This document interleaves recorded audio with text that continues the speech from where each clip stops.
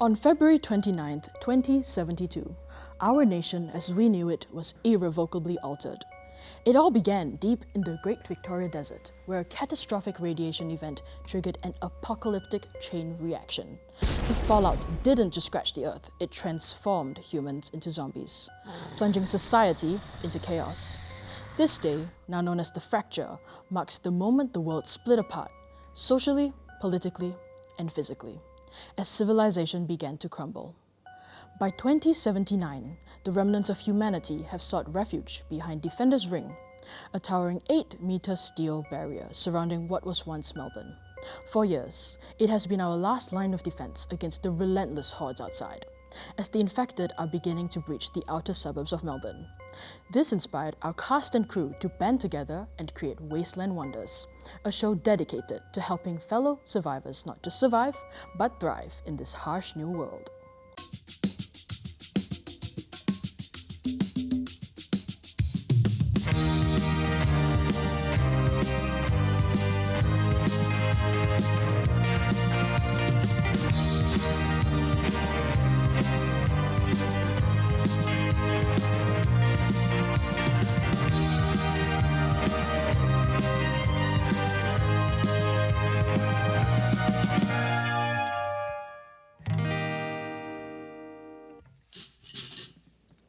Good morning and welcome to Wasteland Wonders. My name is Sabrina Tan and I'll be your host through our apocalyptic journey. Before we get started, we want to give special thanks to Good Grub for sponsoring this episode.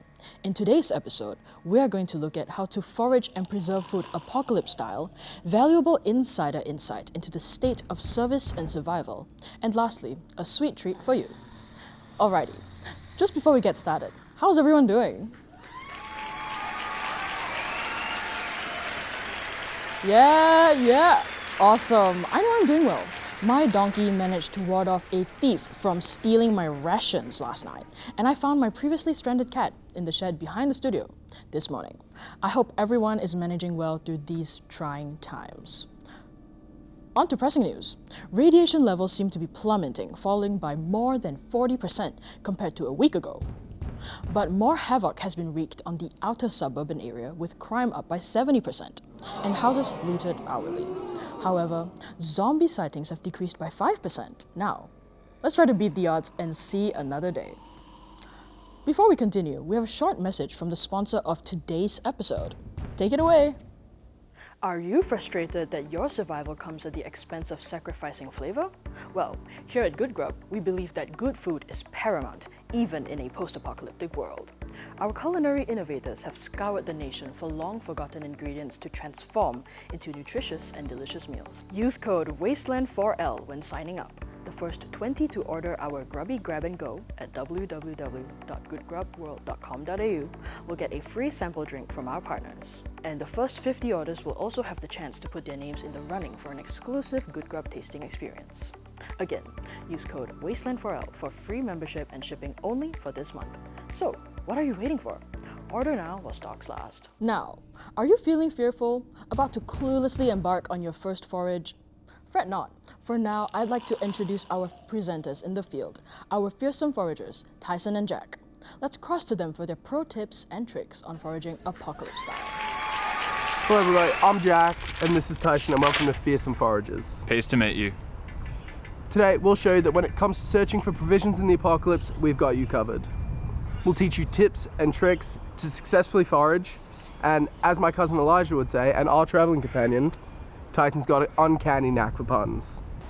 And you just got to deal with it. Now, let's get started. An important tip to bear in mind when foraging is to tread lightly. Make sure to walk on durable surfaces such as rocks or dirt paths. Not only does this lessen your environmental impact by trampling on less flora, but It also lessens the chances that you're going to attract any nearby zombies. But if our viewers do end up attracting zombies, what do they do, Tyson? your safest option is to do a U-turn and bolt. Most of the zombies you'll come across are slow-moving ones called crawlers, and they don't like fast food because they can't catch it. Now, another helpful trick of the trade is to feed on weeds. Now, this might sound contradictory to pre-apocalyptic advice, but edible species may grow in weedy patches in abundance. Nettle, chickweed, clover, and other weeds are awesome to eat. Exactly. Tyson! Hey look, I found some dandelions! Jack, zombies are sensitive to sound. On that, dandelions are actually highly nutritious. You can eat them cooked or raw, and the green stem is a great source of vitamins A, C, and K. Dandelions. A pre-apocalyptic study suggests they may even reduce your cholesterol and blood sugar. Just make sure to forage them in an area free of pesticides and radioactive materials. As the zombies say, bon appetit.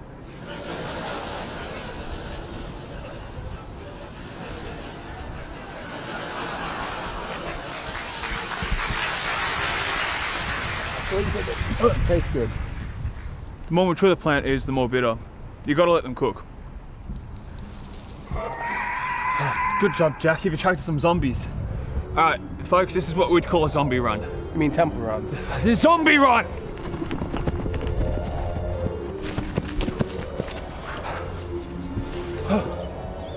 I think we lost him. Alright, to our viewers at home, please bear in mind that due to their lack of intelligence, zombies typically roam around in herds. Alright, now that we know that we're not on the menu for the Brains for Breakfast Cafe, let's talk about knowing your poisons. Now, you need to be sure of what you're eating. For instance, wild chervil is a nice herb, but it looks a lot like hemlock, which is deadly. Even if it looks safe, try a small bit first before you eat a whole fistful of what you just found. Also, remember to study the area you plan to forage. Without the internet, you can try and find maps or books about your area. Also avoid spots with contaminated water and soil. This would be like near roads and factories. Well, that's all for now, folks. We'll see you soon with our Fearsome Forager's Guide to Preserving Food, apocalypse style.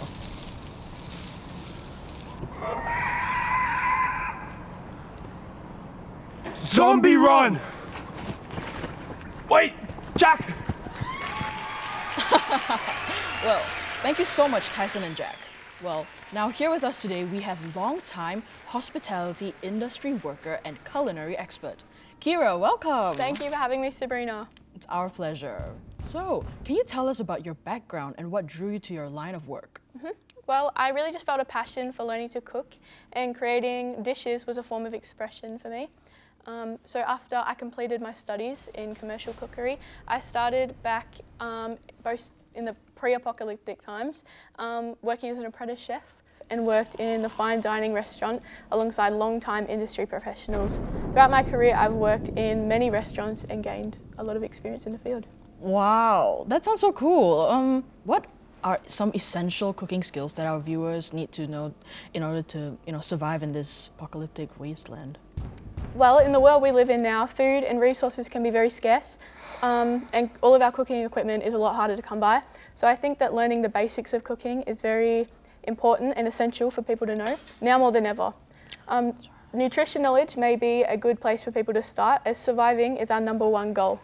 Ensuring that the viewers have a good intake of proteins and complex carbs, such as bread and whole grains or oats and legumes, should be top priority, as they're what our body turns into fuel. Alongside this, I personally believe that our viewers should learn the basics of cooking techniques so that they can be prepared to cook up a nutritious meal without modern equipment. Using a fire, you can boil your food with filtered water in an old pot, or even a grill by applying heat directly to the surface of the food. And this can help you cook meats and vegetables wherever you are on the go. Wherever you are, on the go. So, how can we preserve pre-apocalyptic culinary traditions given our current circumstances? Well, there is no doubt that the culinary ways of the pre-apocalyptic times are getting lost. However, if we all put in the effort, I believe we can continue to conserve the long-lasting traditions of our culinary masters. You know that 1970s cookbook your mum keeps in her kitchen cupboard?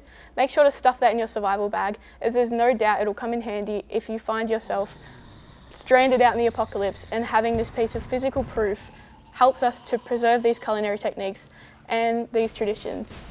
Feel free to replace the ingredients with available resources. Who knows, you might just create a new post and pre-apocalyptic fusion dish. Wow, I mean, that's so cool actually. But what dishes have you created given this limited amount of resources? Well, considering that ingredients-dense dishes are hard to come by lately, most of the dishes we've been creating includes simple ingredients and ones we can grow in abundance. A wild stir fry is a popular apocalyptic dish that I've created, as well as dried fruit salad, wallaby ragu, and sautéed forage greens. Wow, exotic, I guess, for a lack of better words. So, in a post-apocalyptic world, what has been your experience like working in the hospitality industry?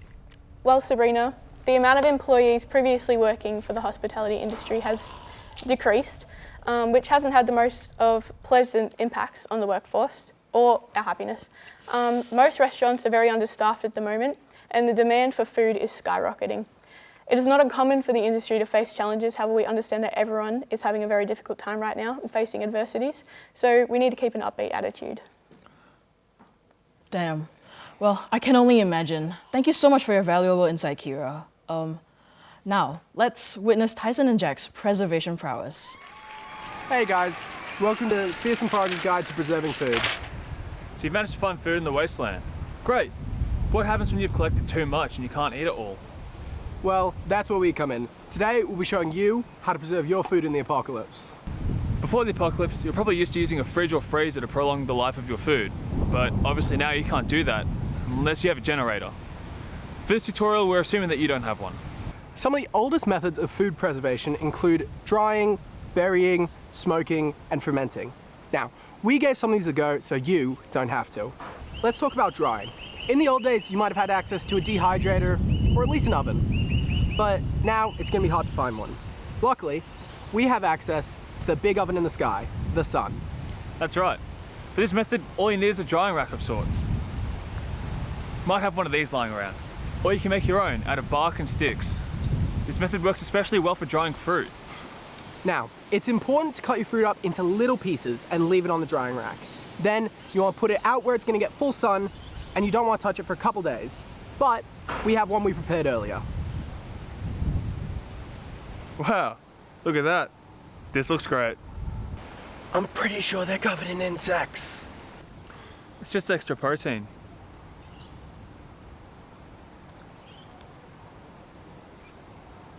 Wow, so good. Highly recommend. Anyways, moving on to our next technique, smoking. This is an ancient method of food preservation that can make meat or fish last for months. For this method, you're gonna need a smoker. This is essentially a structure that allows you to suspend the meat over the fire and contain the smoke. You can create this out of bark or branches. Now, for the fire, you're going to want to use damp wood to get that smoke really happening. You don't want to use the heat to cook the meat, but you want to use the smoke to draw the moisture out. After hanging your meat up over the fire, enclose the structure and let it smoke overnight. Now let's go set it up and see how it goes tomorrow. Chilly today. Yeah, it's not. Huh. So it looks like all that smoke's been great for attracting zombies.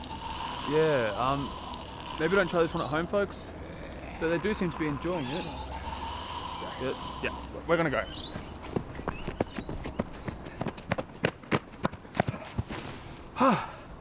Anyways, moving on. Our next method is fermenting. It's great for preserving vegetables like cabbages, cucumbers, peppers. For this method, all you need is water, salt, a clean jar with a lid. And today we're going to be preserving carrots. Simply wash and chop up your carrots to fit inside the jar. Then dissolve the salt in the water to create a brine. That's water with a high concentration of salt. Put the carrot pieces into the jar and then pour the brine over them until they're fully submerged. But make sure to leave a little bit of room at the top of the jar. Place it on the jar, but not too tight, otherwise the jar might explode from the gases released. Store it at room temperature for 1 to 2 weeks and make sure to check on it daily as exposure to air may spoil it. Now you have a jar of your favourite vegetables that should last months. Here's one that we prepared earlier.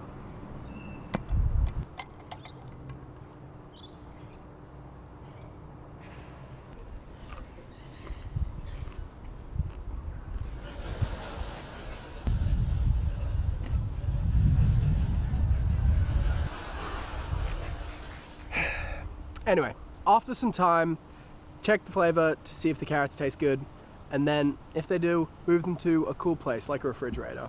If you don't have a working one, try and look for something natural that'll act as a refrigerator. Our ancestors used to keep food cool for long periods of time by burying it deep underground. So that's what we did. But you might be wondering, why would we do that? Wouldn't it get dug up by animals or scavengers? That's why it's important to disguise your burial site well, as to not make it obvious where you've hidden your food. You'll also want to enclose your food in a plastic bag or bucket of some kind to keep out moisture.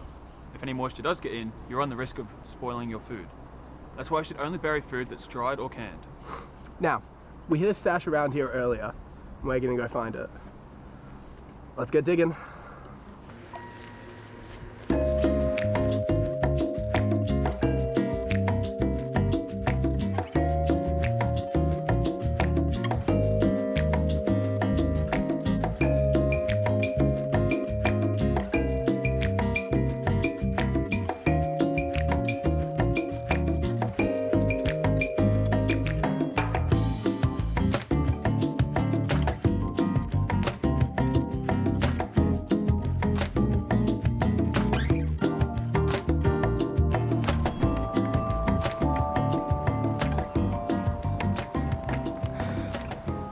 Well, looks like we can't find our stash. Whoopsie daisy. Anyway, we'll see you next time for more extremely helpful and safe tips for survival. Inspiring stuff out there, guys. Now, are you craving a sweet treat? Because I know I am. Brought to you by Good Grub, their members-only website features an astonishing array of recipes, conveniently categorized for you. At the very top, the most crucial of them all, sweet treat. Let's dive into their most popular recipe, the Dessert Delight. These little bites are not only delicious, but they provide a much-needed morale boost during these dark times. Picture this, you're scavenging through the remnants of an abandoned grocery store while trying to find anything edible. Amidst the chaos, you stumble upon some cocoa powder and a few remaining pantry samples.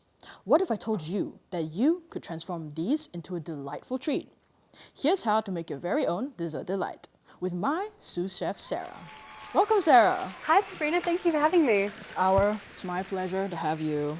Well, what the heck are we getting at today? Well, this is an amazing treat. When I'm not breakdancing, I absolutely love to get cooking in the kitchen. Right. And with this one today, what we'll need is at least 2 packets worth of plain biscuits. So you can find that when you go looting in different houses. And so what we're going to do is going to take this all here and we're going to pour it into a pot. If you've got a bowl, that's ideal, but we're just using what we can find here. So pop that all in. That's right, yeah. Wow, that's a lot. A lot of biscuits, makes a lot of mixture. And there's as well. a little bit left, wow. Let's keep some for later. Yeah. All right. And then from there, Sabrina, what we'll do is we'll place 1 full can of condensed milk. 1 full can? Yes, it's a lot. That's crazy. Yeah. That's crazy. But you don't want to add too much more than that because otherwise the mixture becomes very sticky. Okay, not too much, just 1. You can't even find 1. That's yes. right. Yeah. All right. And then what do we do with the cocoa powder? I see the cocoa powder. So what we'll do is we'll grab a tablespoon. So we need about 3 or so tablespoons. 3? That's right. If you've got a bit of a sweet tooth like me, I chuck in a little bit more. Chuck an extra one. Yeah, so we'll pop those in there. All right. And then I see some fine desiccated coconut. Yeah. So what's up? After we mix all the ingredients together, what we'll do is we'll pop it in the coconut.